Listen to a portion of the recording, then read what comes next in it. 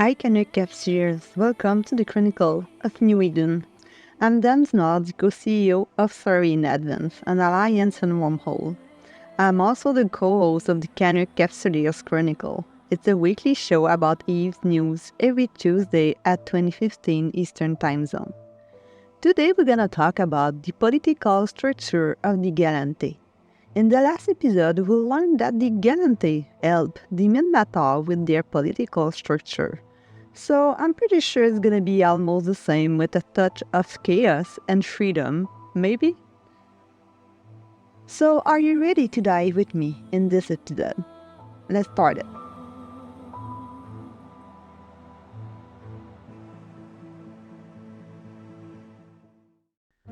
Political structure. The Gallente Federation is a representative democracy composed of several semi-autonomous states in a pluralistic union.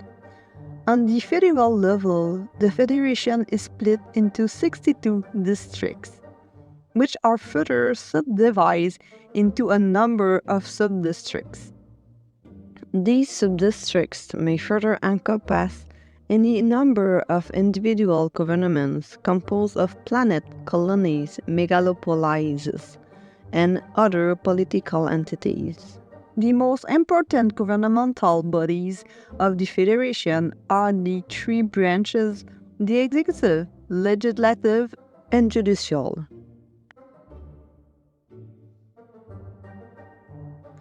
Executive. The executive branch is headed by the president, an elected official who is responsible for overseeing the enforcement of the Federation's laws. A single term is 5 years under recently adjusted federal law. A single president may serve a maximum of 2 terms. The president is often referred to as the most powerful individual in the Federation and is certainly its most visible personage.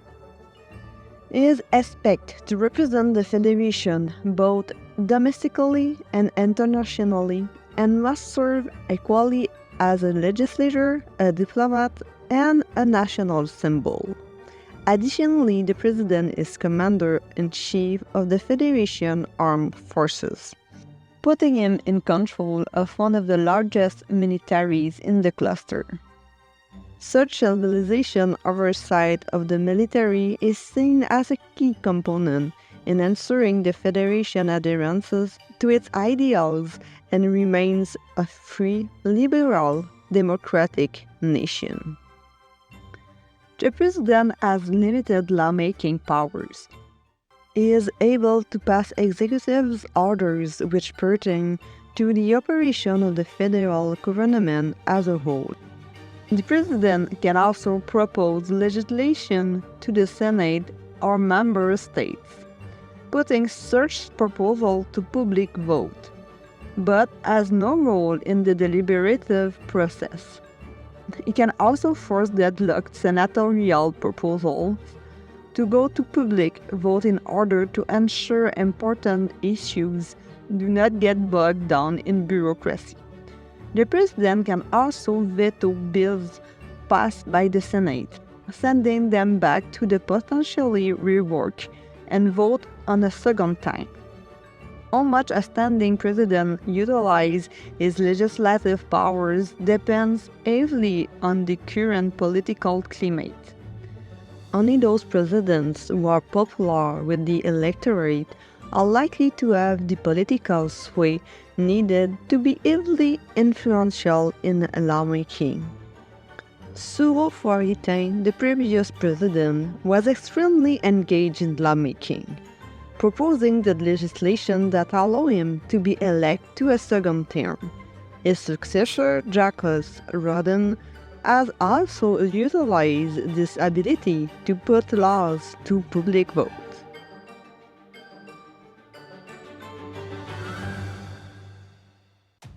Legislative. The Federation Senate is the primary body of the Federation's legislative branch. The Senate is composed of 901 individual members who serve terms of 5 years. They are elected on a staggered cycle with 100 new senators coming in each year. Each senator is elected in a subdistrict by popular vote. A subdistrict varies in size according to population and may be as large as an entire solar system or as small as a single planet. The number of subdistricts in a district is similarly determined by population, meaning some districts have fewer senators than others. A single senator is elected by the Senate itself to serve as head senator. The head senator acts as an arbiter and facilitator of the legislature's proceedings. The current head senator is Alumon Mays, who took over for the departmenting Mantas Blake. Mays has been far less active in attempting to set a senatorial policy than Blake, who quite vocally directed proceedings. The Senate's primary responsibility is to create new laws and eliminate old ones, with an emphasis on projecting or protecting the ideals of the Federal Charter and the Constitution. Any senator can propose a bill, which typically passes through several stages and committees before being put forward for a vote. These committees are composed of senators with personal experience in a specific area of policy, such as internal security, international trade, or immigration. Depending on the nature of the bill, the Senate can either vote on it internally or put it in public referendum. The president or head senator can force any bill to be put to public vote, but this measure is rarely used. Instead, the Senate votes requiring a simple majority for proposed bills or a two-thirds majority for amendments, or to overturn a presidential veto. Once a bill has been passed, it must be signed into law by the president. The Senate also sets the annual federal budget and taxation. Senatorial committees have immense sway in determining the budget. Different committees exist to oversee every aspect of the federal administration, including the military and intelligence agencies.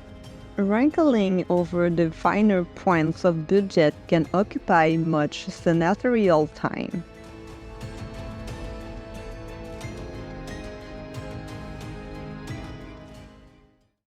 Judicial. The Supreme Court serves as the highest court in the Federation and is the head of the judicial branch. It comprises 13 justices, all appointed by the President and confirmed by the Senate. The justices serve for life, with the Chief Justice being the most senior. The primary concern of the Supreme Court is to interpret federal law. This typically implies hearing cases which are related to the conduct of member states, megacorporations, and other interstellar bodies. Most of these cases involve disputes between these entities, or ones which fall outside or transcend their jurisdictions.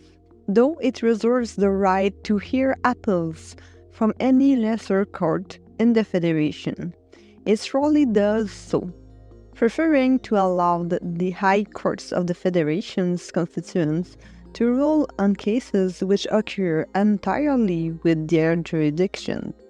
The Supreme Court can declare any law to be in violation of the Federal Charter or the Constitution, nullifying it completely.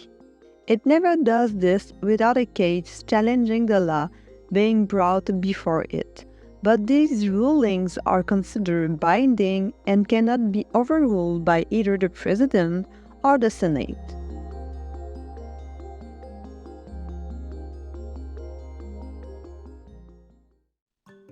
Member states. While not nearly as important in a cluster-wide sense as the four larger empires, To those with a keen interest in politics, the Federation's constituent governments can be far more fascinating than anything else in New Eden. While all government under the umbrella must follow a few specific rules, like they must be democratized and have universal suffrage and slavery is forbidden, overall, they are allowed great latitude in how they are run. The Jain Main, for instance, continue to have a caste-based society with a government almost completely dominated by the traditional ruling class. While they technically allowed anyone to run for office, cultural pressures keep the Sangdo rulers firmly in power. Appointed officials remain the domain of the Sangdo caste, while the Jinko continue to work toward less prestigious ends happily, at least according to those who are asked or allowed to speak. Other unique variations, including one planet which requires all its governmental officials to be ordained members of some religion. Another where the government is selected by a lottery weighted by election results. And yet another where elected officials must be under the age of 30. Of course, these are the exceptions, tending to be viewed as rustic and even somewhat silly by the Federation at large. It is reason, however, that if anyone disapproves of living that way, they can easily relocate to somewhere with a government more to their liking. The majority of local governments in the Federation are much more aligned with the federal government than the French cases mentioned above, and the maneuvering between politicians as they attempt to garner votes can provide great theater. Because Federation voter turnout tends to be fairly low, as little as 10% in places. Motivating the electorate by whatever means necessary is tantamount to victory. This can lead to some fairly underhanded campaigns where every last speck of dirt on a candidate's profile comes under the microscope.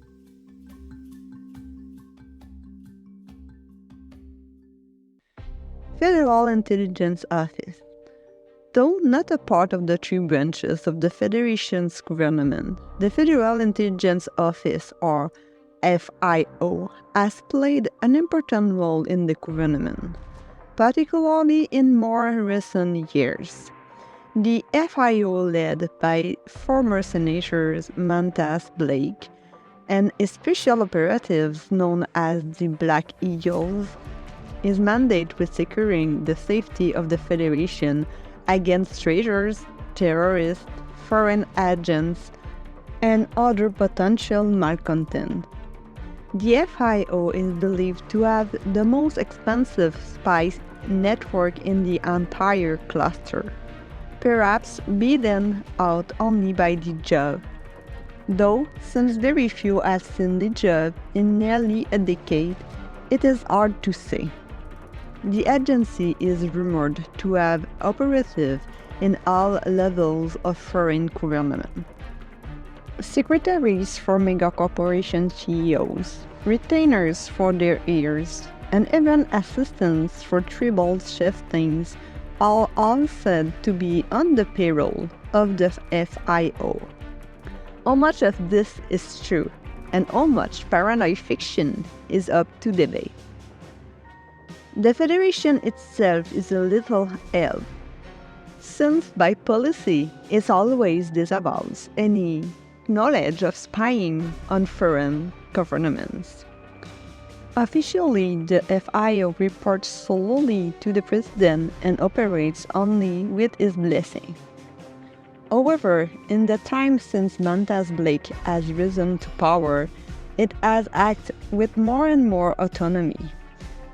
Some have claimed the Black Eagles are little more than a secret police, The Black Eagles, for their part, said they only work to protect the Federation itself. Whose vision of the Federation that is, exactly, remains in question.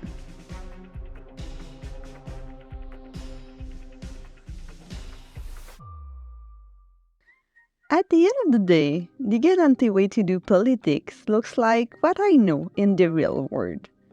Finding any information on social media to humiliate the other leaders. If they need to, they can also invent it because who cares if it's true?